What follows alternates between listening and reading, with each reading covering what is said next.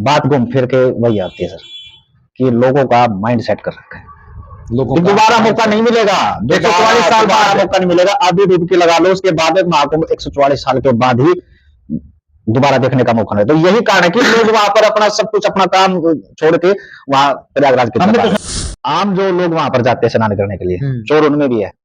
अच्छा, ये बात मैंने कैसे नोटिस करी, मैं जब सुबह आस्था की डुबकी लगाने के लिए वहां जा रहा था, तो मैंने वहां पर देखे वो सुलभ शौचालय, तो 2-3 लेडीज वहां से बाल्टी उठा के लेके जा रही थी चोरी करके। अच्छा, ऐसे सर्टिफिकेटों से बच के रहिए, धीरेन्द्र शास्त्री के सर्टिफिकेटों की हमें आपको आवश्यकता नहीं है। बात धीरेन्द्र शास्त्री अगर इतने ही सर्टिफिकेट देने वाले बन रहे हैं, तो हमारी सीमाओं पे जो हमारे जवान बैठे हुए हैं, जो हमारी सीमाओं के जवान है, हमारी रक्षा कर रहे हैं, तो देश से प्रेमी उनसे बड़ा तो कोई नहीं हो सकता जी। वो लोग वहां पे रह के देश की रक्षा कर रहे हैं, हमारी रक्षा कर रहे हैं। आप जिस साय में बैठे हो धीरेन्द्र शास्त्री, आप जिस साय में बैठकर यहाँ पे आराम की सांसें ले रहे हो, वो हमारे देशभक्त और हमारे सिपाहियों की वजह से ले रहे हो। धीरेन्द्र शास्त्री जैसे लोग देश की आम जनता को, भोले भाले लोगों को, आम पब्लिक को ये कहकर न मतलब बरगलाए कि आप वहां जाओगे तो आप देशभगत हो जाओगे और नहीं जाओगे तो आप देशद्रोही हो जाओगे। कुंभ के अंदर जहाँ पे कुंभ है, मेला लगा हुआ है, या आस्था की डुबकी जहां लगाई जा रही है, वहां पर 2700 कैमरे लगे हुए हैं, लेकिन किसी कैमरे के अंदर ये खबरें क्यों नहीं आ रही है कि कितने लोग मरे? क्या किसी कैमरे में कैप्च नहीं हुआ? किसी कैमरे के अंदर वो भगदड़ का रीजन या कारण जो बता रहे हैं कि क्या कारण, जिसको खोज रहे हैं अभी तक, ये सोचने वाली बात है। आपने पाप नहीं कुंभ का मेला देखने के लिए नहीं, आपने पाप नहीं किए हैं। नहीं, पाप किया होता तो मैं वहां ना गया था ना क्या? नहीं, आपने पाप किए हैं या नहीं? नहीं, मैंने कोई पाप नहीं कर रखा, आज तक तो मैंने कोई ऐसा पाप, लेकिन आज मुझे डुबकी लगाने की जरूरत पड़े। नमस्कार, जीन टाइम्स में आप सभी का स्वागत है। आप सभी को जैसा कि पता है कि पिछले दिनों प्रयागराज महाकुंभ के अंदर जो भगदड़ मची है, वहां लोगों की जानें जा रही हैं, लेकिन लोग फिर भी प्रयागराज की तरफ रुख किए हुए हैं। इतने बड़े हादसे के बाद भी सरकार कुछ बोलने को तैयार नहीं है। पत्रकारों को आंकड़े दिखाने पर डराया जा रहा है, उनको धमकाया जा रहा है। ऐसा ही एक वाकया जो है टीवी9 चैनल के पत्रकार के साथ हुआ कि उनको वहां पे जाके कवरेज कर रहे थे, तो उनको बाहर निकाल दिया गया या उनको गिरफ्तार करने की धमकी दी जाने लगी। तो इसी बात को लेकर हम आपके साथ आज साझा हुए हैं। इसी वीडियो में आपके साथ इस मुद्दे पर बातचीत करेंगे कि प्रयागराज जाने वाले जो लोग हैं वो किस प्रकार जाएं, और जाएं तो कैसे जाएं। तो दोस्तों देखिए, प्रयागराज में जो कुंभ चला हुआ है वो एक आस्था का प्रतीक है, वो पूरे देश के लिए आस्था का प्रतीक है। पूरे देश के लिए ये एक गौरव की बात है कि महाकुंभ हो रहा है। लेकिन 144 साल बाद इस कुंभ के आने की जो बातें चल रही हैं कि 144 साल बाद आएगा या फिर 144 साल बाद ये आया है, इस बात को लेकर लोगों में क्या हुआ कि लोग 144 साल बाद का इंतजार कैसे करेंगे। इसी चक्कर में लोगों ने प्रयागराज की तरफ रुख करना, ज्यादा जो संख्या है लोगों की वो बढ़ गई प्रयागराज में। लोगों के अंदर एक तरह से डर पैदा हो गया कि भाई 144 साल के बाद दोबारा हमें मौका मिलेगा, तो इसी डर में लोगों का रुख जो है ज्यादा से ज्यादा महाकुंभ की तरफ होने लगा। हमारे साथ ऑनलाइन मीडिया के फाउंडर भाई चंद्रमोहन पांडे हैं, और ये प्रयागराज भी गए थे कुंभ के दर्शन के लिए। वहां पे इन्होंने आस्था की डुबकी भी लगाई थी। इनसे भी वहां से पूछेंगे कि क्या माहौल है वहां का, कैसा माहौल था जब ये गए।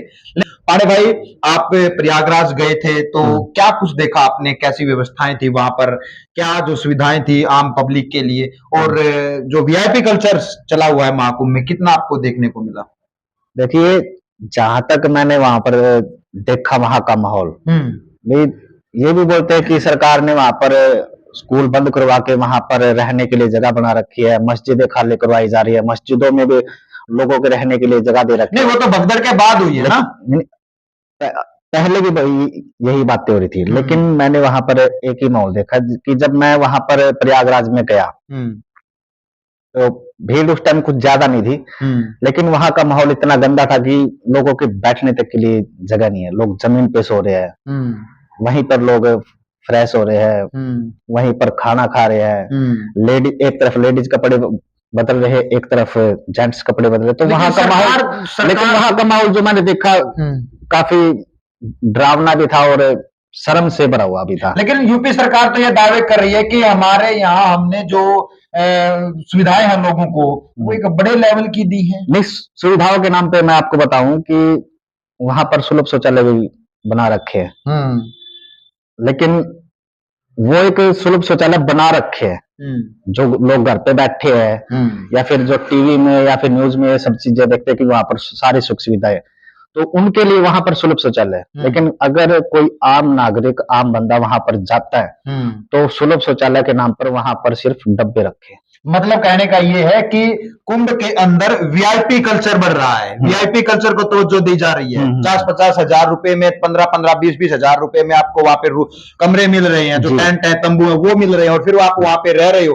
तो एक आम आदमी, गरीब आदमी अपनी आस्था की डुबकी लगाने वहां जाए तो फिर उसके लिए तो नामुमकिन चीजें हैं ये। बिल्कुल नामुमकिन है। लेकिन आम पब्लिक तो फिर सड़क पे सोने वाले लोग कहाँ? सड़क पे ही सो रहे हैं, सड़क पे ही सो रहे हैं। तंबुओं में तो वीआईपी लोग सो रहे हैं। जो तंबू वगैरह बना रखे हैं वहां पर भी है सबके लिए जगह, लेकिन जो पैसा देकर, जो खर्चा पानी करके वहां पर जाते हैं उनके लिए सुख सुविधाएं है, लेकिन उनके लिए भी 100% नहीं है। कहीं ना कहीं उनको भी कुछ चीजें ऐसी फेस करनी पड़ती है जो ना करनी चाहिए। पांडे भाई, 3 दिन पहले की बात है, प्रयागराज में रात के समय में घटना होती है, भगदड़ हो जाती है, लोग एक दूसरे के ऊपर चढ़ के भागने शुरू हो जाते हैं। बहुत से जो श्रद्धालु थे उनकी जानें गई हैं, कुछ घायल भी हुए हैं। लेकिन आज उत्तर प्रदेश के मुख्यमंत्री योगी आदित्यनाथ आज कुंभकर्णी नींद से जागे हैं। आज पहुंचे हैं वो वहां पे मुआयना करने के लिए, और खबरों के मुताबिक बात करें तो वहां पे बताया जा रहा है कि सिर्फ 10 ही मिनट जिस जगह पे वो भगदड़ हुई, एक उत्तर प्रदेश के मुख्यमंत्री योगी आदित्यनाथ सिर्फ 10 मिनट वहां पे जाके मुआयना करते हैं। 10 मिनट में पूरा कुंभ घूम लिया उन्होंने। नहीं घूम सकते, नहीं घूम सकते ना, तो 10 मिनट में मुआयना कैसे होगा? तो ये खाना पूर्ति हो रही है ना, खाना पूर्ति हो रही है। लग तो ऐसे ही रहा सर। और ओरिजिनल डेटा की अगर हम बात करें तो ओरिजिनल डेटा आ ही नहीं रहा है। अभी एक मैं आप लोगों को बताना चाहूंगा कि एक उत्तर प्रदेश के मुख्यमंत्री हो या कोई भी मुख्यमंत्री हो, या कोई भी, ये मान के चलिए कि जिस आदमी के ऊपर, जिस शख्स के ऊपर जिम्मेवारियां होती हैं किसी स्टेट की या फिर जिले की, गांव की, घर की, तो जब उसके ऊपर कोई आपदा आती है ना, तो उसको तुरंत प्रभाव से वहां पहुंचना होता है। लेकिन योगी आदित्यनाथ 3 दिन बाद जा रहे हैं। ऐसा क्यों? रात को ही पहुंचते ना, अगले दिन सुबह पहुंचते ना वहां पे, लेकिन 3 दिन बाद। और देश के प्रधानमंत्री माननीय नरेंद्र भाई मोदी भी ये कह रहे हैं कि मैं लगातार योगी के टच में बने हुए हैं, उनसे सारे अपडेट्स ले रहे हैं, उनसे फोन कॉल्स पे बातें करके। कहीं ना कहीं आपको नहीं लगता कि ये लोगों के जहन में एक माइंडसेट हो गया? माइंडसेट और एक डर, हाँ, कि हम कुंभ के दर्शन इस जन्म में नहीं कर पाएंगे। मेरे अंदर भी यही भावना है। आप क्या सोच के गए थे? मैं यही सोच के गया था कि 144 साल बाद दोबारा शायद जिंदगी में मौका मिले या ना मिले, अगर कुंभ का मेला तो देखना चाहिए। तो इसी प्रचार प्रसार के उसमें मैं भी वहां गया था। अच्छा, क्योंकि पाप तो मैंने कोई कर ही नहीं रखा। अरे आपने पाप धोने तो मैं गया ही नहीं था। और दूसरी बात मैं बताऊं, ठंड इतनी ज्यादा थी कि मैं वहां संगम द्वार में सिर्फ ऐसे गंगा मैया वो प्रणाम करके मैं वापस आ गया। डुबकी तो मैंने फिर भी नहीं लगाई थी। आपने पाप नहीं कुंभ का मेला देखने के लिए नहीं, आपने पाप नहीं किए हैं? नहीं, पाप किया होता तो मैं वहां ना गया था। नहीं, आपने पाप किए या नहीं? मैंने कोई पाप नहीं कर रखा। तो आज तक तो मैंने कोई ऐसा पाप, लेकिन आज मुझे डुबकी लगाने की जरूरत पड़े। अब आपको अगर देशभक्ति का सर्टिफिकेट लेना है तो धीरेन्द्र शास्त्री पर्चा फाड़ेंगे, तभी आपको पता चलेगा कि आप देशभक्त हैं या नहीं है। नहीं, लोग तो ये भी कहते हैं, बड़े बड़े साधु संत महात्मा लोग ये कहते हैं कि गंगा में नहाने से, गंगा में आस्था की डुबकी लगाने से जो है पाप धुलते हैं जी। ऐसा ही कुछ बयान चंद्रशेखर आजाद ने दिया था। उन्होंने कहा था कि जिन लोगों ने पाप किए हैं वो लोग गंगा में या फिर संगम पे जाके डुबकी लगाएंगे। तो फिर वो उन्होंने सही बोला था। शंकराचार्य ने भी उनका समर्थन किया, इतने बड़े संत हैं, उन्होंने भी उसका समर्थन किया कि नहीं, चंद्रशेखर ने बिल्कुल सही कहा कि जो पापी होगा, जिसने पाप किया होगा, वो पाप अपने पाप धोने के लिए जाएगा जी। तो गंगा प्रसिद्ध, या फिर कहें कि गंगा की मान्यता भी तो इसीलिए है ना कि वो वहां पे जाके पाप धुलती है लोगों की। लेकिन मैं भी गया था, लेकिन मैं पाप धोने के लिए नहीं गया था। तो आप करने क्या गए थे? मैं बस यही सोच के गया था कि सर, मैंने लोगों को, मुझे अपने आस पड़ोस में, टीवी चैनल्स पे, हर किसी से मैंने एक ही बात सुनी कि यार दोबारा ये मौका नहीं मिलेगा। आपको डर था कि दोबारा ये मौका नहीं मिलेगा कुंभ में स्नान करने का। तो इसी कारण की बस जाना है तो जाना है। मैं अपना बैग पैक किया, तो ट्रेन पकड़ी और सीधा प्रयागराज। और वहां पर मैंने माहौल देखा, वो मैं आपको पहले ही बता चुका हूँ कि इतनी कोई खास सुख सुविधाएं नहीं दे रखी वहां पर। अगर आप लाइन में खड़े हो तो आपको खड़े ही रहना है जब तक आपका नंबर नहीं आता। ना बैठने की सुविधा है, ना खड़ा होने की, ना आगे पीछे जा सकते। भीड़ इतनी ज्यादा है कि बस। पांडे भाई, एक सवाल ये भी मतलब उठता है, बनता है, वाजिब सवाल है। खबरों के मुताबिक माने तो प्रयागराज के अंदर या फिर कहें कि कुंभ के अंदर, जहां पे कुंभ है, मेला लगा हुआ है, या आस्था की डुबकी जहां लगाई जा रही है, वहां पर 2700 कैमरे लगे हुए हैं। लेकिन किसी कैमरे के अंदर ये खबरें क्यों नहीं आ रही है कि कितने लोग मरे? क्या किसी कैमरे में कैप्चर नहीं हुआ? ये किसी कैमरे के अंदर वो भगदड़ का रीजन या कारण जो बता रहे हैं कि क्या कारण है, जिसको खोज रहे हैं अभी तक, ये सोचने वाली बात है। 2700 कैमरे जब ये रिकॉर्ड में आ सकता है कि भाई इतने श्रद्धालुओं ने डुबकी लगाई है। हाँ, मैं यही कह रहा हूं आपसे। आप देखिए, आज की अगर हम बात करें तो आज 30 दिन हो गए, सॉरी 20 दिन, आज 20वां दिन है कुंभ के मेले का, और लोगों ने डुबकियां कितनी लगाई है? 13 जनवरी से अब तक, आज तक सुबह 10 बजे तक के आंकड़े हम भास्कर से देख के बता रहे हैं कि 32.35 करोड़ लोगों ने आस्था की डुबकी लगाई है। तो भाई, वो जो लोग मारे गए हैं उनको कब गिनोगे? यही बहुत बड़ा सवाल है जो मेरे जहन में भी घूम रहा है। तो क्या कारण है कि उन जो लोग वहां पर मरे हैं उनका मतलब ये भी नहीं पता लग रहा कि वो थे कहां से और थे कौन। दूसरी बात है, आज की अगर हम बात करें तो आज एट प्रेजेंट की बात करें तो एट प्रेजेंट में आज सुबह 10 बजे तक 90 लाख लोगों ने डुबकी लगाई है। ये आज का आंकड़ा है भास्कर का। आज के आंकड़े के अंदर 90 लाख लोगों ने डुबकियां लगा दी जी। और एक बात और मैं आपसे मतलब पूछना चाहूंगा कि देखिए, जैसे लोग वहां पे जा रहे हैं, 15-15 किलोमीटर का जाम लगा हुआ है लोगों के लिए, मतलब 15 किलोमीटर 10 किलोमीटर के पीछे आपकी गाड़ियां आप ब्लॉक कर दी जाएंगी, आगे नहीं जा पाओगे, लेकिन फिर भी लोग आस्था की डुबकी लगाने के लिए मतलब अपनी जान को जोखिम में डाल के वहां तक पहुंच रहे हैं। तो आपको नहीं लगता कि आस्था कुछ ज्यादा ही हो रही है देश के अंदर? बात घूम फिर के वही आती है सर, कि लोगों का माइंड सेट कर रखा है, लोगों को दोबारा मौका नहीं मिलेगा।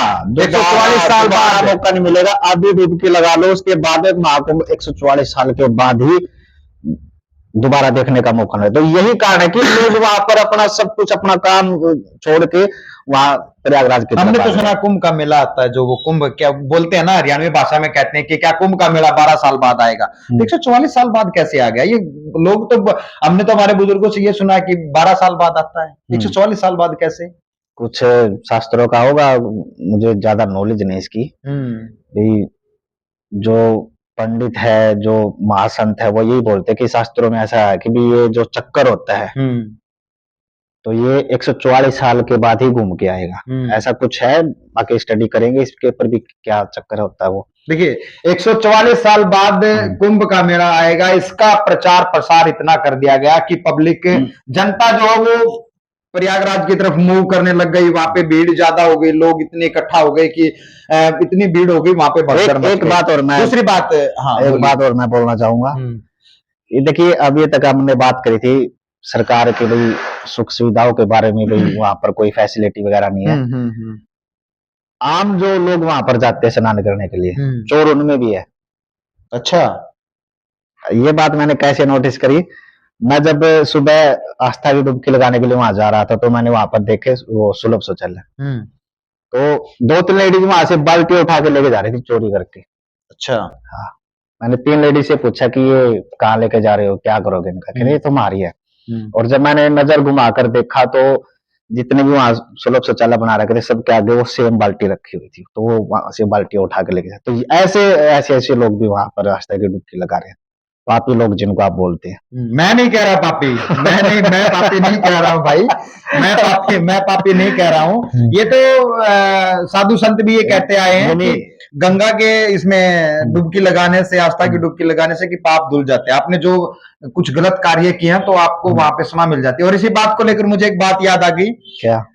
देश के अंदर एक ऐसे अपने आप को बाबा या फिर संत क्रिएट कर रहे हैं, धीरेन्द्र शास्त्री। अब आपको अगर देशभक्ति का सर्टिफिकेट लेना है तो धीरेन्द्र शास्त्री पर्चा फाड़ेंगे। तभी आपको पता चलेगा कि आप देशभक्त हैं या नहीं है। क्योंकि धीरेन्द्र शास्त्री ने क्या बोला कि जो लोग महाकुंभ में गंगा के अंदर आस्था की डुबकी लगाएंगे वो देश प्रेमी है, और जो नहीं लगाएंगे वो देशद्रोही हैं। जी मैंने तो फिर एक बात देखिए, ये बात मैंने भी सुनी। तो हमें धीरेन्द्र शास्त्री से सर्टिफिकेट लेने की आवश्यकता नहीं है कि धीरेन्द्र शास्त्री हम देश प्रेमी है या देशद्रोही हैं। सबसे पहले तो धीरेन्द्र शास्त्री अपने कान खोल के ये बात सुन ले। धीरेन्द्र शास्त्री सबसे पहले अपने जहन में बात डाल के देखें, धीरेन्द्र शास्त्री की बहन की शादी के लिए किसने सबसे पहले मदद की थी, उसको पता है ना। और वो लोग हमें आज पाठ पढ़ा रहे हैं धर्म का, लेकिन धीरेन्द्र शास्त्री के सर्टिफिकेट हमें नहीं चाहिए भाई। धीरेन्द्र शास्त्री होता कौन है सर्टिफिकेट देने वाला, हम तो नहीं जा रहे। धीरेन्द्र शास्त्री ने खुद वहां पर्चा उखाड़ दिया कि इतने लोगों की मौत हो गई, वहां पे तंबुओं में आग लगी, धीरेन्द्र शास्त्री ने पर्चा निकाल दिया था कि आग लगेगी आप बाहर चले जाओ। और जब भगदड़ मची धीरेन्द्र शास्त्री वहीं थे ना, तो फिर कैसे पर्चा नहीं निकाला उन्होंने, कैसे नहीं रोकी उन्होंने वो आग। इसका मतलब तो वो ढोंगी है, पाखंडी है, लोगों को बेवकूफ बना रहा है, आस्था के नाम पर लोगों का हरासमेंट कर रहा है, वो ब्रेन वॉश कर रहा है आस्था के नाम पे। जी हम सभी धर्मों का सम्मान करते हैं, हम सभी धर्मों को मानते हैं, हिंदू मुस्लिम सिख ईसाई आपस में हम भाई भाई, ये नारा कभी चलता था, लेकिन आज ये नारा किताबों में भी नहीं मिलता है। अब नारा क्या चलता है कि जो महाकुंभ में डुबकी लगाए, नहीं, जो बटेंगे वो कटेंगे के नारे चलते हैं, जो बटेंगे वो कटेंगे के नारे चलते हैं। जो गंगा के अंदर स्नान करेगा, डुबकी लगाएगा महाकुंभ में, वो देश प्रेमी, वरना सब देशद्रोही। तो नरेंद्र मोदी जी ने काहे को, मतलब क्यों अपना 5 तारीख को जाने का जो प्लान था, वो खबरें आ रही हैं कि नरेंद्र मोदी जी ने भी अपना जो प्रोग्राम था वो कैंसिल कर दिया है। क्या नरेंद्र मोदी देशद्रोही हो जाएंगे? अब धीरेन्द्र शास्त्री से कोई पूछने वाला हो, भाई वो तो नहीं जा रही हैं, क्या धीरेन्द्र शास्त्री हो जाएंगे? जी बिल्कुल नहीं, कैसे हो जाएंगे? नरेंद्र मोदी देशद्रोही हो जाएंगे क्या अगर वो डुबकी नहीं लगाएंगे तो? लेकिन जो ये बयान दिया था ये गलत था। गलत है ना? और आप लोग भी कमेंट में जरूर बताएं कि ये बयान कितना सही था और कितना गलत था। हाँ, और दूसरी बात, वहां पे एक बस के साथ दुर्घटना हो जाती है और वो बस पलट जाती है गंगा की उसमें, और वहां पे लोगों की मौत हो जाती है। तो धीरेन्द्र शास्त्री क्या कहता है कि ये उनका सौभाग्य है, ये उन लोगों का सौभाग्य है कि वो वहां पे जाके मोक्ष को प्राप्त होगी, गंगा में गिरने से वो मर गए तो मोक्ष को प्राप्त होगी। तो भाई धीरेन्द्र शास्त्री, बाबा महाराज जो भी है आप, तो आप क्यों नहीं जाके वहां पे डूब के अपने आप को वो कर लेते? शंकराचार्य ने तो आपको बोला था ना कि धक्का मैं दे दूंगा, आ जाओ भाई वहां पे बैठ के आप मोक्ष की प्राप्ति कर लेना वहां पे। तो धीरेन्द्र शास्त्री ये बयान जो है वो लगातार भड़काऊ बयान दे रहे हैं, ऐसी बातें कर रहे हैं, तो ये कहां की आस्था है देश के अंदर? जी सबसे बड़ा प्रेम तो देखिए पांडे भाई, सबसे बड़ा प्रेम तो जैसे कि खबरें आ रही हैं, अखबारों में भी आ रहे हैं, वीडियोस भी आ रहे हैं हमारे सामने, सबसे बड़ी बात तो ये है कि जो मुस्लिम भाई हैं वहां पे, ये भगदड़ होने के बाद लोगों को रहने के लिए जो जगह नहीं मिल पाई, जिन लोगों को वो सुविधा मुहैया नहीं हो पाई किसी भी तरीके से, या वो सरकारी तरीके से हो या फिर किसी भी तरीके से, मुस्लिम भाइयों ने वहां पे अपनी मस्जिदें खोल दी हैं। मस्जिदों में वो लोग बैठे हैं, मस्जिदों में खाना खा रहे हैं, मस्जिदों में नहा रहे हैं, धो रहे हैं, सब कुछ वहीं कर रहे हैं, वो लोग वहां पे रह रहे हैं। भाईचारे का प्रतीक है ना। लेकिन कुछ लोग क्या कहते हैं कि हमारे जो धार्मिक क्रिया हो, जो हमारे धार्मिक प्रोग्राम होते हैं वहां पे मुस्लिम लोगों को दुकानें नहीं लगाने दी जाएंगी। क्यों भाई? नहीं लगाने दी जा रही, वहां पर नहीं लगाने दी जा रही ना, क्यों? तो साथियों, मेरा कहने का मतलब भी यही था, और भाई चंद्रमोहन पांडे का कहने का मतलब भी यही था कि आप आस्था के अंदर इतना अंधा मत होइए। ये आस्था इस देश को ले डूबेगी, ये आस्था आपको एक न एक दिन उस जगह पर ले जाकर छोड़ देगी, आप कहीं के नहीं रहोगे। हाँ ठीक है, हम भी मानते हैं कि हाँ, सभी धर्मों का हमारे लिए सम्मान है, हम सम्मान करते हैं, हम किसी धर्म का कोई विरोध नहीं करते। वैचारिक लड़ाई होनी चाहिए, लेकिन ये जैसे धीरेन्द्र शास्त्री सर्टिफिकेट दे रहे हैं कि ये देशद्रोही है, वो देशद्रोही बन जाएगा। क्यों भाई?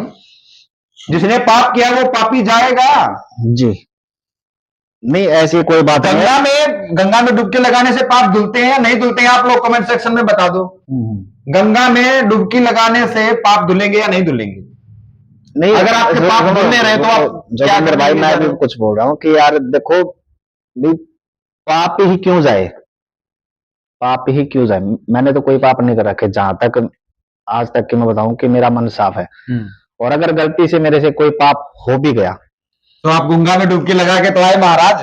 नहीं, मैं डुबकी नहीं लगा के आया, मैं डुबकी नहीं लगा के आया, मैं सिर्फ वहां कुंभ का मेला देखने के लिए गया था, क्योंकि भीड़ इतनी ज्यादा थी कि मैं वापस वहां से सिर्फ गंगा मैया को प्रणाम करके आया था। थोड़ा बहुत जल भी लेकर आया था घर वालों के लिए, कि अगर घर वालों को मौका मिला तो ठीक है, ना तो फिर मैं साथ में लेकर आया हूँ, वहां स्नान कर लेंगे। महाकुंभ का शनिवार को आज जो है 20वां दिन है, और 20 दिनों की बात करें तो लगभग 32.35 करोड़ लोगों ने इसके अंदर जो है वो आस्था की डुबकी लगाई है। और आज सुबह 10 बजे तक की बात करें, भास्कर की तरफ से जो खबरें आ रही थी उनकी बात करें तो आज की बात करें तो 90 लाख लोगों ने जो है वो डुबकियां लगाई हैं। धीरेन्द्र शास्त्री जैसे लोग देश की आम जनता को, भोले भाले लोगों को, आम पब्लिक को ये कहकर न मतलब बरगलाए कि आप वहां जाओगे तो आप देशभगत हो जाओगे और नहीं जाओगे तो आप देशद्रोही हो जाओगे, ये एक भड़काऊ बयान है। धीरेन्द्र शास्त्री का ये एक भड़काऊ बयान है भाई साहब जी। क्या धीरेन्द्र शास्त्री जो ये बोल रहा है उसको लेकर के आप मतलब लोगों को क्या कहना चाहोगे? भाई ये जैसे अब कोई इंसान है, मतलब कोई परिवार है, अगर वो अपने परिवार से बहुत प्यार करता है और देश से भी प्यार करता है, अगर वो इस बयान को सुनेगा तो वो अपने परिवार के साथ वहां पर जाएगा, भीड़ होगी फिर वहां पे, फिर से वही भीड़ होगी, धक्का मुक्की होगी, भगदड़ मचेगी, लोग मरेंगे। क्या धीरेन्द्र शास्त्री फिर यही चाह रहा है ना? चाहता है, ये बयान उनका गलत है ना, बिल्कुल गलत है। और दूसरी बात, धीरेन्द्र शास्त्री अगर इतने ही सर्टिफिकेट देने वाले बन रहे हैं तो हमारी सीमाओं पे जो हमारे जवान बैठे हुए हैं, जो हमारी सीमाओं पे जवान है, हमारी रक्षा कर रहे हैं, तो देश प्रेमी उनसे बड़ा तो कोई नहीं हो सकता जी। वो लोग वहां पे रह के देश की रक्षा कर रहे हैं, हमारी रक्षा कर रहे हैं। आप जिस साय में बैठे हो धीरेन्द्र शास्त्री, आप जिस साय में बैठकर यहाँ पे आराम की सांसें ले रहे हो, वो हमारे देशभक्त और हमारे सिपाहियों की वजह से ले रहे हो। नहीं, एक बात मैं भी बोलना चाहूंगा देशभक्ति के ऊपर ही, हर एक फौजी तो वहां पर डुबकी नहीं लगा सकता, तो इसका मतलब वो देश से प्यार नहीं करते, देश से प्यार नहीं करता क्या इसका मतलब है? अकॉर्डिंग टू धीरेन्द्र शास्त्री, उनके बयान के मुताबिक तो फिर वो मतलब देश से प्यार करने वाले नहीं है। क्या बोलते हो, गद्दार, देशद्रोही उन्होंने बोला है ना, देशद्रोही बोल रहे हैं। तो ये बयान जो है बिल्कुल गलत है। मैं इसकी कड़ी निंदा करता हूँ भाई, अपने शब्दों में जितनी कर सकूं मैं उतनी, बाकी मैं कर नहीं सकता, क्योंकि क्या धीरेन्द्र शास्त्री जैसे लोगों पर आम देश की आम पब्लिक जनता है जो उसको विश्वास करना चाहिए अगर वो ऐसे बयान दे रहे हैं? नहीं, विश्वास नहीं करना चाहिए, क्योंकि जब वहां पर भगदड़ मची तो धीरेन्द्र शास्त्री वही थे, तो क्यों नहीं उन्होंने वो पर्चा खोला कि भाई यहाँ पर भगदड़ मचने वाले, भाई अपने अपनी सेफ्टी रखो, अपने आप को बचाओ। पर्चा नहीं निकला उस टाइम पे, तो पैन में स्याही नहीं थी उनके, लगता है शायद हो भी सकता है उनका पैन खत्म हो गया होगा भाई उस टाइम पे, हो सकता है। धीरेन्द्र शास्त्री गुम भी हो सकता है, पैन गुम नहीं हुआ होगा भाई, पैन गुम भी हो सकता है। धीरेन्द्र शास्त्री के पैन की स्याही गुम हो गई होगी, वो खत्म हो गया होगा, स्याही खत्म हो गई होगी, उसके वो पर्चा लिख नहीं पाया ना कि यहाँ पे कुंभ के अंदर भगदड़ होगी, लोग मारे जाएंगे, वो वहीं पे तो थे। ऐसी खबरें आ रही है कि वो वहीं पे थे, लेकिन फिर वो बयानबाजी उनकी कि देश प्रेमी देशद्रोही, तो हमें किसी से सर्टिफिकेट लेने की आवश्यकता नहीं है। धीरेन्द्र शास्त्री कोई सर्टिफिकेटर नहीं है कि वो सर्टिफिकेट देगा तभी हम मानेंगे कि हम देशद्रोही हैं या देश प्रेमी हैं। तो धीरेन्द्र शास्त्री ऐसे बयानों पर लगाम लगाए, और मैं तो भाई सरकार से भी यही मांग करूंगा, देश की केंद्र सरकार से भी यही मांग करूंगा कि ऐसे लोगों के ऊपर जो कार्रवाई होनी चाहिए जी। आप लोगों को एक ब्रेन वॉश कर रहे हो कि आप देशद्रोही हो, वहां नहीं जा रहे हो, देशद्रोही हो, वहां नहीं जा रहे हो, एक बात। दूसरी बात, मान के चलिए क्या मौलाना अब्दुल कलाम आजाद या फिर कहें कि हमारे राष्ट्रपति एपीजे अब्दुल कलाम आजाद, राष्ट्रपति एपीजे अब्दुल कलाम देशभक्त नहीं थे, मिसाइल मैन नहीं थे? अब ऐसे में तो फिर वो बात आ जाएगी कि आप वहां पे क्या मुसलमान देश प्रेमी नहीं है? बिल्कुल है, देश से प्रेम करने अगर मुसलमान देश प्रेमी नहीं है तो फिर एपीजे अब्दुल कलाम कौन थे?